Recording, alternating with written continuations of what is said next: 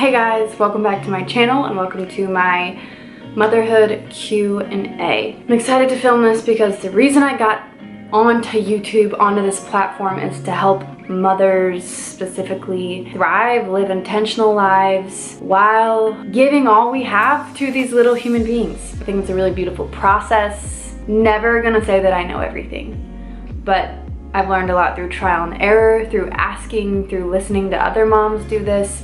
So I was really excited to film this, and the questions you guys asked, I hear your hearts in these, and it was really humbling to read these and to feel like you guys trust my words and appreciate what I have to say. That's just one of the most heartwarming things being on this platform. So I'm really glad you're here.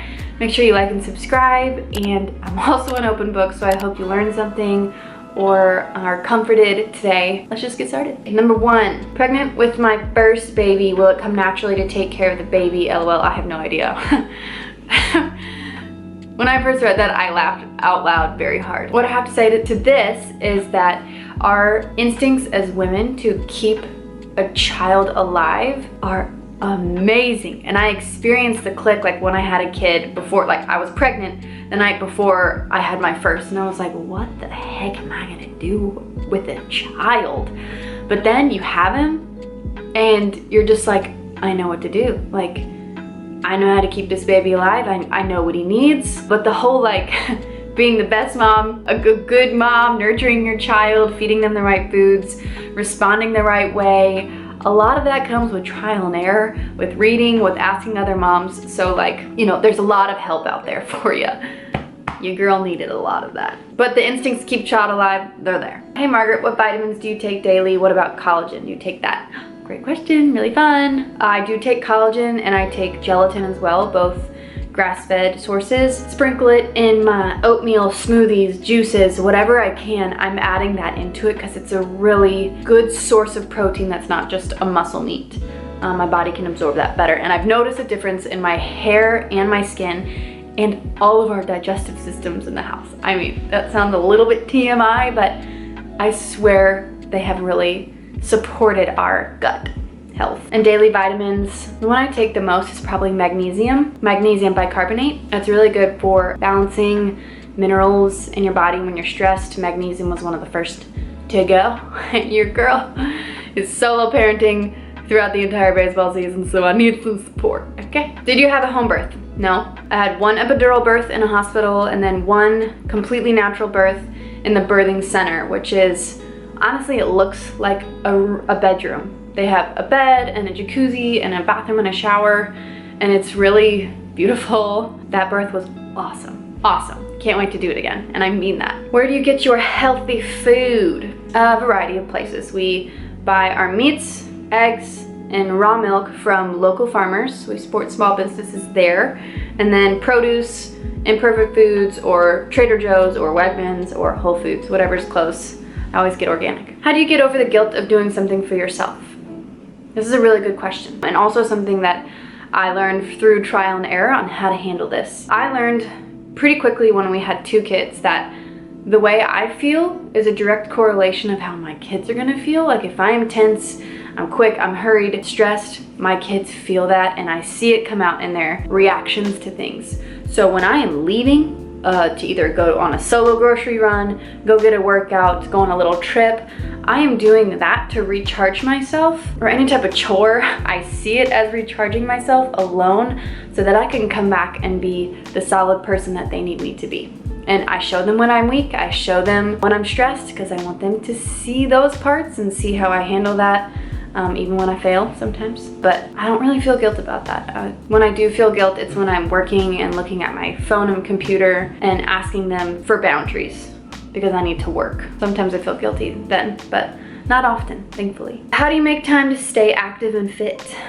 I walk a lot with them and I play with them, on the playground. I bring them to the gym with me, and that's fun. Doesn't last very long, but at least I do that. I also really take care of my mental health, and I feel like when that is strong, every part of me feels healthy. Was breastfeeding easy for you? Did you pump and store extra milk? Breastfeeding was actually pretty hard for me, both times of our lives when I was breastfeeding with our newborns were very stressful, and you know, things we were going through in our family. Some of them personal, but I feel like I lost my milk supply with both children due to high stress, and that was really sad. I mean, I had to supplement around like 5 months. I didn't lose it all, but it wasn't substantial. But I've learned a lot from that, and I really think I was malnourishing myself. So I'm gonna learn from that, and I'm gonna eat more food. In general, even not breastfeeding, that's a whole nother subject, but yeah, that's my answer to that. Since you travel so much, what are your top 3 must-haves for a healthy household? Ooh, I love this question. My Berkey water filter, because we are drinking water from like Naples, Florida, Massachusetts. Tastes like chemicals because there are chemicals in them. So I bring our Berkey water filter. We have the big Berkey.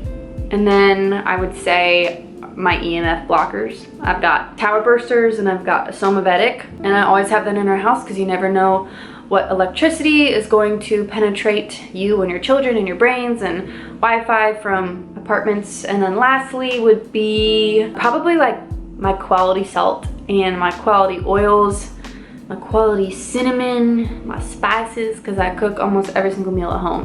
So my quality oils, ghee, coconut oil, olive oil, avocado oil, grass-fed butter, Celtic sea salt, raw honey. Those are my staples. How do you find motivation to do anything postpartum? New mama here. Little emoji face with a tear. Hi, I wish I could give you a hug. I wish I could come over and do your laundry. Honestly, you don't have to have motivation to do anything. Have you read the book, The First 40 Days? I think that's the most beautiful and truthful book about how postpartum should actually look like. Oh, I got a little visitor! Muffin, thanks. That was so cute. He came in and goes, Muffin? I think I was talking about postpartum. I think I finished that question. Oh yeah, I was talking about the first 40 days and how you as a mom, you don't have to have everything back together. Actually, you shouldn't. It's really, really healthy and nourishing for your body to just rest and nurture yourself. I wish everyone could hear that message. I wish I knew that message before I had my first baby. Products from Organic Olivia that you use a lot. Any recommendation? Thank you. Great question. Super Soother for my kids. I use that all the time. On nights when they're like cuckoo, I just give them a couple drops and then they really calm down. It's actually designed for children, but I take them as well. Brain juice, love brain juice. Makes my brain feel really bright and focused. And then lastly would be her adrenal recovery, which I take when I haven't slept when the kids were up. I love the adrenal recovery. Things you don't need as a first-time mom. Great question. One that I wish I had someone answer for me before I had kids. Tons of clothes. Don't need a lot of clothes. I think that's the biggest waste of money because they grow out of them so fast and they ruin every single item. 2, rocker bassinets, like the snoo. Not for that, because that's doing the job that the mother should have, and when the mother's not there, it's a very good developmental skill for them to know how to soothe themselves and feel comfortable with themselves without the rocking. I've heard of a lot of difficult stories of people transitioning their baby out of the snoo as well. Also, don't think they need to be rocked all night long. And they need the physical touch of the mom. Sorry, I'm just going through all these things that make a lot of sense in my mind for why you don't need that. Also, a lot of things that like hold your baby, I would be against. I had the wrap, the Solly wrap, and a backpack. And then other than that, my baby would be on the floor or on the bed. But a lot of those things that you stick your children in are blocking developmental stages that they are learning at that time. For example, crossing over, crawling, rolling over, just being on the floor is so good developmentally for their brain. And having them in a chair, they're not getting any of those things. So things that hold your children, except for the Solly, you don't really need them. They're good just being on the floor. Healthy eating discipline, minimalist, yes to all. For me, the times when I was, quote, disciplined in my healthy eating were the most unhealthy versions of me that I've ever experienced. When I had food freedom and focused on foods that were nourishing to me, that is when I saw the transformation in my health across the board. I am a pro-metabolic guru, so I'm focusing on foods that nourish my metabolism, my thyroid, because metabolism is like the root of a woman's health. So I'm all about that. Minimalism, my reasoning for that is I just wanted space and time for the things that mattered more to me, and I didn't want to be wasting my time cleaning and organizing. Even though I love doing those things, but I like it better when it's minimal because I'm not doing it 24/7 and I can actually appreciate it. More babies? Oh yeah. Tips on sleep. Mom of twins, husband wants to sleep train, but I don't like it. Bless you, mother of twins. My heart really goes out to you. That's a hard job. Husband wants to sleep train, but you don't do what instinctually feels right to you. If you're okay with not sleep training, then don't do it. I did it with my first, hated it. Didn't do it with my second, we thrived. Do what works best for you. Do you and your husband do long distance, trying to decide if I'll still travel next year? We don't do long distance. I am in Massachusetts where his team is, and he's gone every other week. So I'm solo parenting a lot. You're cute. I've also done a season without him, and I've stayed in St. Louis. It just depends what works best for you. I think that's all I've got for you. Obviously, I'm a little distracted. We've got some meat to go pick up from our local farm. I hope you guys enjoyed the video. Again, I love to continue this conversation down below or on my Instagram, whatever. I really am an open book. If you have more personal questions, I'd love to help any way I can. I hope you have a lovely day, and I'll see you in my next video. Bye.